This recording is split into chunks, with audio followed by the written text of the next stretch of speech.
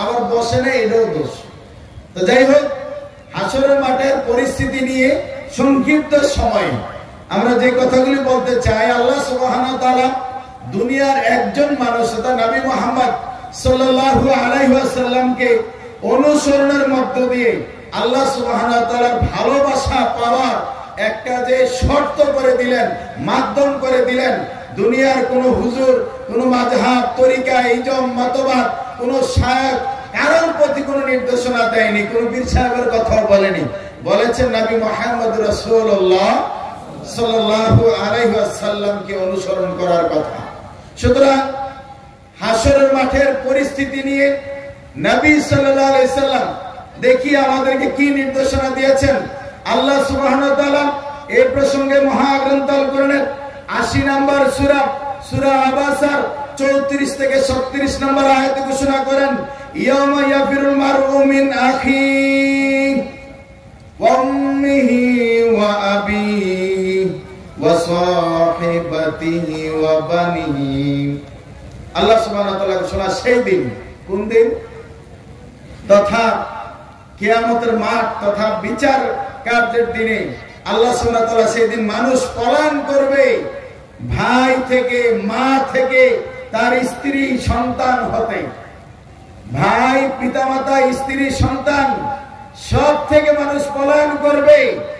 দুনিয়াতে অনেক মানুষ মনে করে যে তার হুজুরের, তার পীরের, তার দরগার, তার শায়েখের, তার মতবাদ, তার তরিকা বিভিন্ন কিছু দিয়ে কোন রকম পার পেয়ে যাবে, এই ধরনের মানুষ চিন্তা, এই অনুভূতি নিয়ে অনেকে বসে আছে।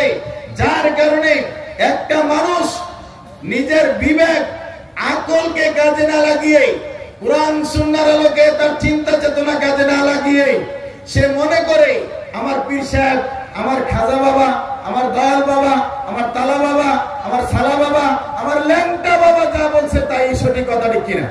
মানুষ এত নিচে নেমে যেতে পারে যে একটা কাপড় পরা মানুষ আবার একটা ল্যাংটার কাছে গিয়ে বসে থাকবে, এটা কি করে সম্ভব? সেখানেও মানুষ পাবেন, আবার সেইটার পক্ষে একদম সকল আলেমও পাবেন, পাওয়া যায় না? সেখানেও আলেম পাবেন। আলহামদুলিল্লাহ, মাজিদে যদি অপ্রাসঙ্গিক কথাটা কিন্তু বলে দেই, আমরা যখন কোরআন সুন্নাহর আলোকে এই দেশের মাটিতে, বিশেষ করে আমাদের পূর্বপুরুষ আব্দুল কাফি আল কুরাইশি রাহিমাহুল্লাহ তাআলা, তিনি যখন এই দাওয়াতের ময়দানে man to man, door to door যখন জীবন যৌবন উৎসর্গ করে দাওয়াতি কাজ করেছিলেন, আমাদের এই পর্যায়ক্রমে বক্তব্য এটাই ছিল, রমাদান কেন্দ্রিক একটা বক্তব্য, যে সূর্য ডুবে যাওয়ার সাথে সাথে যে সায়েম তাদের রোজাদার ইফতার করবে, কিন্তু আমরা সূর্য ডুবে যাওয়ার পর ইফতার খেতাম। আর পার্শ্ববর্তী খালতো ভাইরা, ফুফাতো ভাইরা বলতো যে লামাজাবিরা, আহলে হাদিসরা সূর্য মানে আগে ইফতার করে ফেলে অভিযোগ করতো না। কিন্তু আলহামদুলিল্লাহ এই বছর বাংলাদেশ সরকার ইসলামিক ফাউন্ডেশনের আপনার এই ইফতারের সময়সূচি আর আহলে হাদিসদের সময়সূচি এক হয়ে গেছে।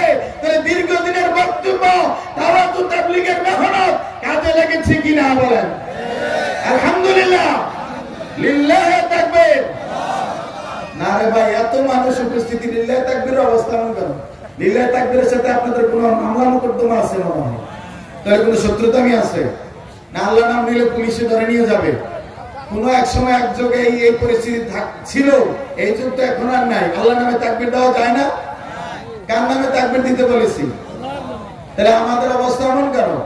সম্মানিত উপস্থিতি, যদি আবার ওই সকল একদল আলেম এইটা নিয়ে আবার কিন্তু আন্দোলন করতেছে, লিফলেট বিতরণ করতেছে, এরাও নিজেদেরকে আলেম বলে, যারা বাংলাদেশের ব্রাহ্মণবাড়িয়া বা চট্টগ্রাম ডিস্ট্রিক্টের গরম সিন্নি আর ঠান্ডা সিন্নি কিছু আছে, এটা কি জানেন? মানে ওই সুন্নি দাবি করে, আমি তাদেরকে গরম সিন্নি আর ঠান্ডা সিন্নি বলি, কারণ সিন্নি পাইলে ওরা ঠান্ডা হয়ে যায়। ওদের মতন কিছু ব্যক্তি বলছে যে আমরা হজ উমরায় গেলে কাবার ইমামের পিছনে সালাত আদায় করি না, কেন? ওরা লামাযাবি, এরা ওয়াহাবি, এরা সুন্নি না, এদের পিছনে আমরা সালাত আদায় করি না। আস্তাগফিরুল্লাহ।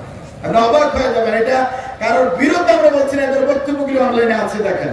এরাই নিজে প্রকাশ্যে বলছে যে এই ওয়াহাবিদের পিছনে আমরা সালাত আদায় করি না। দেখেন, আল্লাহ যদি ভাগ্যে হেদায়েত না রাখে, আল্লাহ নবী শত চেষ্টা করো চাচা আবু তালেবকে কি কালেমা পড়াইতে পারছে? পারে না। আমি আপনি তো আমাদের কাজ হলো বলে দেওয়া, মানো না মানার দায়িত্ব আপনার, আর হেদায়েত দেওয়ার মালিক কে? আর আস্তে বলেন কে? আপনাদেরকে আস্তে বললে সুরে বলেন ইন্না লিল্লাহ, ব্যতিক্রম হিসাব দেখা যায়। সম্মানিত উপস্থিতি, বলছিলাম কুরআন সুন্নাহর আলোকে আহলে হাদিসদেরকে, সালাফিদেরকে, ওয়াহাবি বলেন আল্লাহ মাহতাবি বলেন তাই বলেন, আমাদের বক্তব্যগুলি জুমার খুতবা, এজিকে ফাউন্ডেশনের আলোচনা, আমাদের প্রত্যেক আলোচক বৃন্দের আলোচনা, খুতবা, হালাকার প্রোগ্রামগুলি সাথে সাথে লাইভ দেওয়া হয়, অনলাইনে প্রচার করা হয়। বেদাতি সুরকুল আলমদের সাহস থাকলে একটা জুমার খুতবা প্রচার করেন, 10 মিনিটের মধ্যে জাতীয় নামটা করে ছেড়ে দিবে। আপনাদের কিসসা কাহিনী খায় না, কিসসা কাহিনীর দিন শেষ, কোরআন হাদিসের বাংলাদেশ। কিসসা কাহিনীর দিন শেষ, কোরআন হাদিসের বাংলাদেশ। পীর মুরিদের দিন শেষ, কোরআন হাদিসের বাংলাদেশ। সেই দিন বেশি দূরে নয়, আজ হোক আর কাল হোক, পৃথিবীর জমিনে তাওহীদের পতাকা উড়বেই উড়বে ইনশাআল্লাহ। তাওহীদের দাওয়াত বাংলাদেশ ব্যাপী নয়, কারণ কোরআন পৃথিবী ব্যাপী, কোরআন পৃথিবী ব্যাপী, হাদিস পৃথিবী ব্যাপী, নবী এসেছেন পৃথিবী ব্যাপী। সেই জন্য আপনাদেরকে আমরা বলবো, কোরআন সুন্নাহর আলোকে হাসরের মাঠের যে ভয়াবহ চিত্রটা আমরা সংক্ষিপ্ত সময় দেখানোর জন্যই আপনাকে ওই দিকে একটু ডাইভার্ট করেছিলাম। কারণ হাসরের মাঠ সম্পর্কে কথা বললে মানুষ, এক শ্রেণীর মানুষদেরকে তারা মনে করে যে এই বক্তব্য না শুনে আমরা যদি আমাদের নেতার কাছে, পীরের কাছে চলে যাই, জাহাজ নিয়ে আসবে, সেখানে চলে যাবেন, জান্নাতে চলে যাবেন। অথচ দেখেন সহিহ বুখারীতে প্রথম খণ্ড হাদিস নাম্বার 627 আল্লাহ নবী সাল্লাল্লাহু আলাইহি সাল্লাম কি ঘোষণা করেছেন? আম্মা জান আয়েশা হাদিস বর্ণনা করেছেন, আন আয়েশা রাদিয়াল্লাহু আনহা বলেন, قال রাসূলুল্লাহ সাল্লাল্লাহু আলাইহি সাল্লাম তুশারুনা উরওয়াতান গুরলান। আল্লাহর নবী বলেন, আম্মা জান আয়েশা সিদ্দিকা হাদিস বর্ণনা করেছেন, হাসরের মাঠের পরিস্থিতিটা কেমন হবে? আল্লাহ নবী বলেন, মানুষের অবস্থাটা কি হবে? তুশারুনা উরওয়াতান গুরলান, পৃথিবীবাসী মানুষের পরনে কাপড় থাকবে না, পায়ে জুতা থাকবে না। পরিস্থিতিটা কত ভয়াবহ হবে! হাসরের মাঠে মানুষের পরনে কাপড় থাকবে না, পায়ে জুতা থাকবে না, এবং কি মুসলিম ছেলেদের যেই ছোটবেলায় সুন্নতে খাতনা করানো হয়, এই সুন্নতে খাতনার কোনো চিহ্ন থাকবে না। আপনাকে নবী বলছেন যে হাসরের মাঠের ভয়াবহ পরিস্থিতির কারণে মানুষ অস্থির হয়ে যাবে। মানুষ খালি নিজে বাঁচার জন্য যে হিসাবটা শুরু হবে, শুধু সাধারণ মানুষ নয়, সেখানে নবী রাসূল পর্যন্ত ইয়া নাফসি বলে মানে অস্থির হয়ে থাকবে। আর সেখানে আমাকে বলছে, আপনাকে বলছে যে সেখানে অমুক হুজুরের মুরিদ হলে আপনারা কোনো টেনশন করা লাগবে না। সেই মুরিদ কি কম আছে? মুরিদ তো কম নেই, কারণ জাহাজ তো অনেক বড়। একটা মানুষ ভাবে না, ধরেন সাহারা মরুভূমিতে পানি নেই, শুধু বালি আর বালি, সেখানে জাহাজ দিয়ে কি করবে? ওইটার কোনো কাজ আছে? তা হাসরের মাঠ যদি সেখানে যদি পানি না থাকে, আপনার জাহাজটা ডুববে কিভাবে? যেখানে নবী রাসূল পর্যন্ত ইয়া নাফসি বলবে, সেখানে আমাকে আপনাকে, আরে চোর যদি কিছু চুরি করে তাহলে সামান্য সম্পদ চুরি করে, আর তথাকথিত এই পীর সাহেবেরা আপনার ঈমানও চুরি করছে, সম্পদও চুরি করছে। সম্মানিত উপস্থিতি, আল্লাহ রাসূল সাল্লাল্লাহু আলাইহি সাল্লাম সহিহ বুখারীর 3349 নম্বরে একটা হাদিস ঘোষণা করেছেন, হাসর ময়দানে মানুষগুলির যেই পরনে কাপড় থাকবে না, পায়ে জুতা থাকবে না, সুন্নতে খাতনার চিহ্ন থাকবে না, কিন্তু আল্লাহ নবী বলছেন বাবা ইব্রাহিম আলাইহিস সালামকে সর্বপ্রথম আল্লাহ রাব্বুল আলামিন কাপড় পরিধান করাবেন। আলহামদুলিল্লাহ।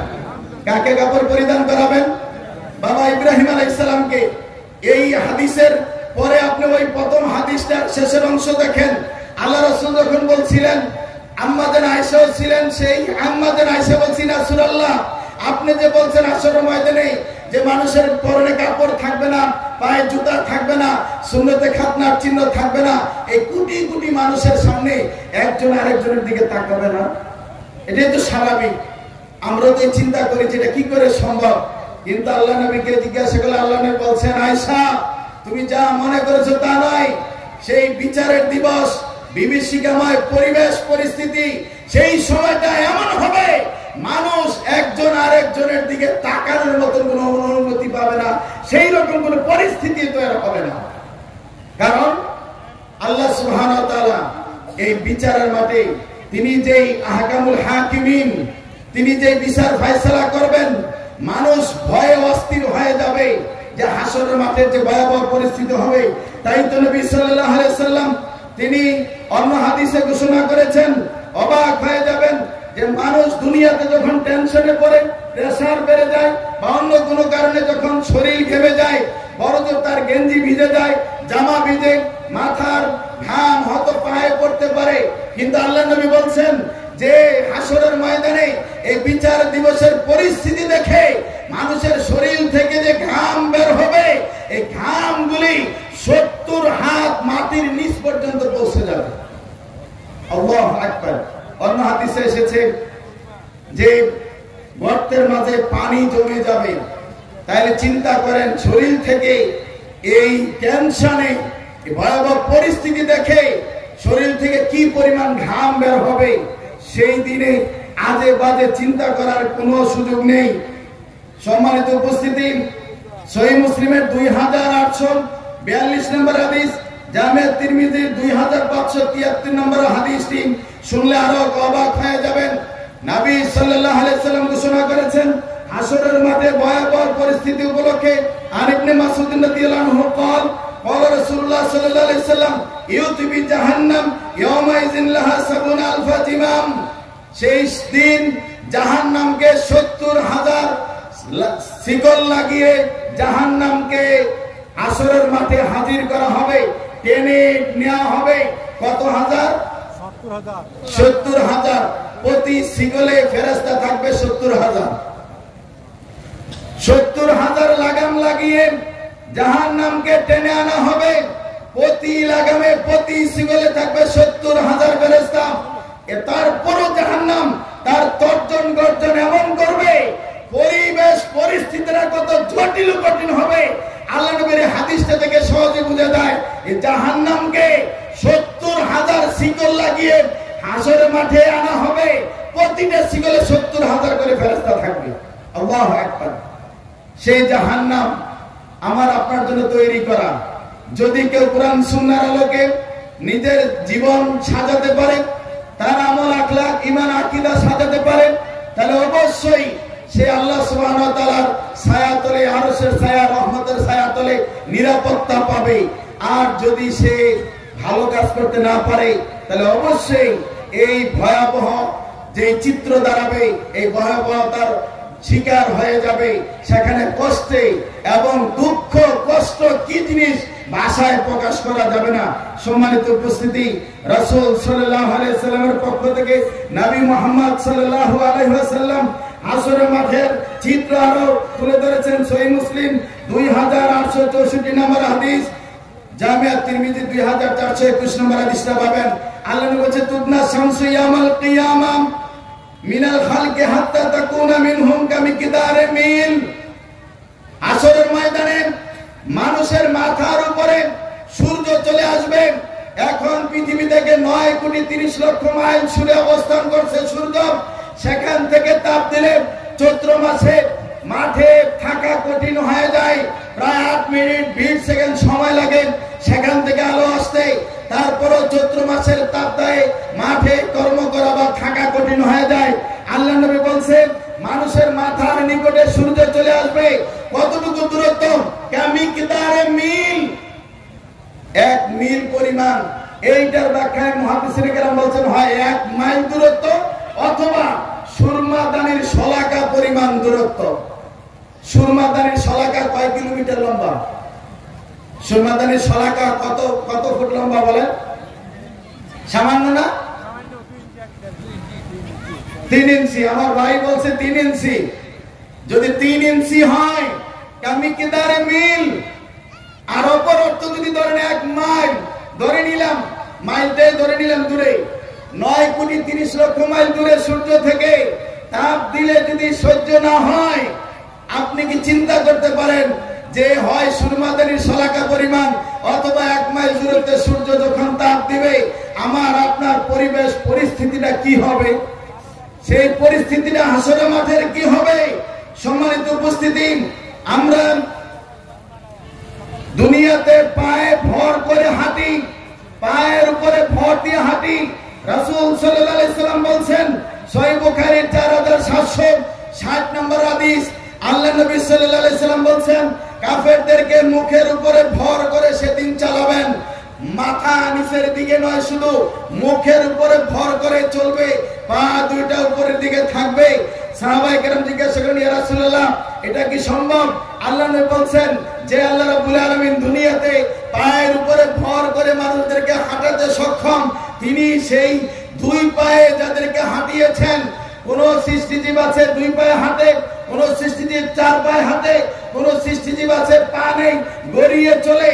আল্লাহ নবী বলেন যে আল্লাহ 2 পায়ের উপরে মানুষকে দুনিয়াতে চালিয়েছেন, ওই মানুষকে আল্লাহ মুখের উপর ভর করে হাসরের মাঠে তাদেরকে হাঁটতে বাধ্য করবেন। ইন্না লিল্লাহ। সম্মানিত উপস্থিতি, দুর্ভাগ্য যেই মানুষটা হাসরের ময়দানের ভয় করে, সেই বিচার দিবসের ভয় করে, যে বিচার দিবসের মালিক আল্লাহ সুবহানাহু ওয়া তাআলা, মালিক ইয়াউমিদ্দিন, সেই শেষ বিচারের দিবসের মালিক, সেই হাসরের মাঠের ভয়াবহ পরিস্থিতির কথা যে একটু অনুধাবন করে, সে তো কোনোদিন জুলুম করতে পারে না, সে তো সালাত ছেড়ে দিতে পারে না, সে তো আল্লাহর আদেশ লঙ্ঘন করতে পারে না, নবীর অবাধ্য হতে পারে না।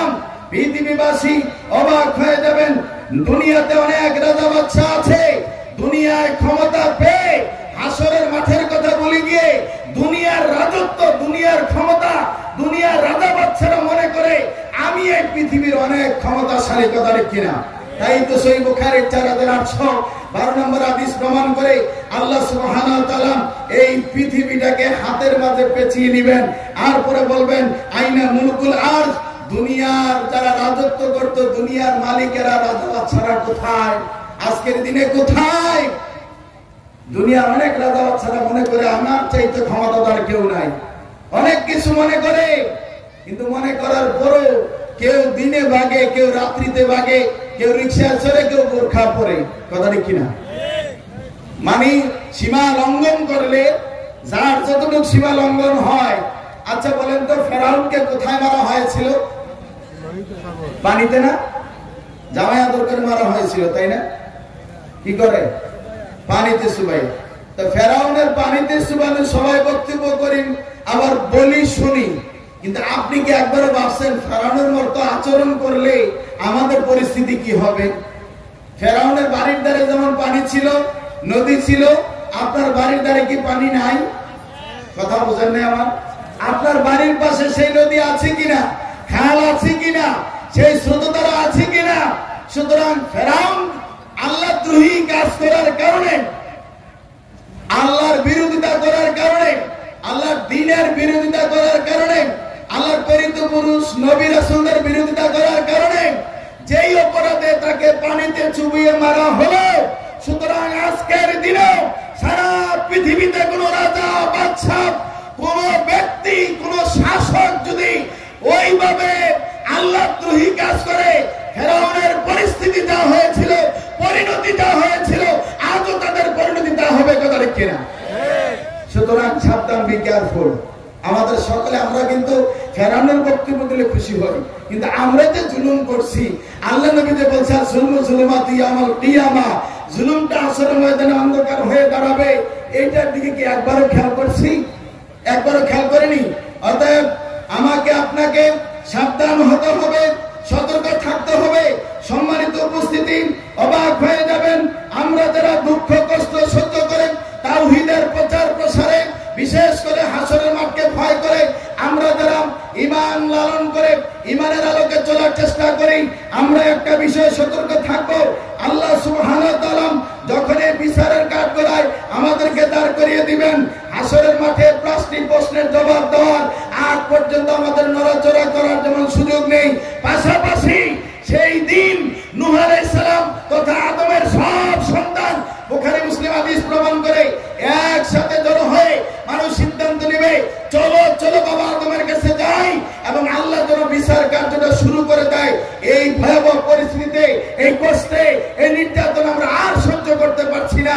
সকল মানুষ একত্রিত হয়ে আদমের কাছে যাবে, গিয়ে বলবে, বাবা আদম, আপনি আমাদের আদি পিতা, আপনাকে আল্লাহ নিজ হাতে বানিয়েছেন, সম্মানিত করেছেন, ফেরেশতাদের সাথে করিয়েছেন, অনেক ফজিলত বর্ণনা করে তারপরে বলবে, আল্লাহ আপনাকে জান্নাতে রেখেছেন, আপনি কি দেখেন না আজকের এই পরিস্থিতি, আমরা বিপদে আছি, আপনি সুপারিশ করেন আল্লাহর কাছে। আদম স্বীকার করবে, হ্যাঁ তোমরা আমার সন্তান, তা যা বলেছো ঠিক আছে, কিন্তু আমার কাছে কোনো পাওয়ার নাই, পাওয়ারলেস। কারণ আমি আল্লাহ সুবহানাহু ওয়া তাআলা আমাকে একটা নিষেধ করেছিলেন যে ওয়ালা তাকরাবা হাযি শাজারা ফাতাকুনা মিনাজ জালিমিন, আমাকে নিষেধ করা হয়েছিল গাছের কাছে গেলে আমি জালেমদের অন্তর্ভুক্ত হয়ে যাব, কিন্তু আমি বিপদে আছি, নফসি নফসি বলে আদম সন্তান তথা আমাদের সকলকে তাড়িয়ে দিবেন। আমরা যেমন নূহের কাছে তাড়িয়ে দেওয়া হবে, আমরা যেমন মুসার কাছে তাড়িয়ে দেওয়া হবে, বাবা ইব্রাহিমের কাছে গেলে তাড়িয়ে দেওয়া হবে, ঈসা আলাইহিস সালামের কাছে গেলে তাড়িয়ে দেওয়া হবে। অবশেষে ঈসা আলাইহিস সালাম বলবেন, তোমরা যাও আমার কাছে নয়, নবী মুহাম্মদ সাল্লাল্লাহু আলাইহি সাল্লামের কাছে। আর নবী সাল্লাল্লাহু আলাইহি সাল্লাম তখন মাকামে মাহমুদের কাছে সাজদায় পড়ে ইয়া রাব্বি হাবলি উম্মতি, ইয়া রাব্বি হাবলি উম্মতি বলে কাঁদবেন। আল্লাহ সুবহানাহু ওয়া তাআলা তখন ডেকে বলবেন, ইয়া মুহাম্মদ ইরফা রাসাকা সাউতুতা ওয়াসফিতু সাফা, আল্লাহু আকবার। হে মুহাম্মদ, মাথা উত্তোলন করুন, আজকে যা সুপারিশ করবেন মঞ্জুর করা হবে, আপনি যা চাইবেন তাই দেওয়া হবে। সেই নবীকে আমরা ভুলে গেলাম, সেই নবীকে ভুলে গেলাম। তাই তো এই নবীর অনুসরণের মধ্য দিয়ে আমরা যেন মহাশরের ময়দানের পরিবেশ পরিস্থিতিটাকে অনুধাবন করে আমরা যেন কোরআন সুন্নাহর আলোকে আমরা একটু নিজেদেরকে সেইভাবে তৈরি করি। কারণ সেই হাসরের মাঠে আমাদের সকলকে সেখানে উঠতে হবে, বিচারের সম্মুখীন হতে হবে।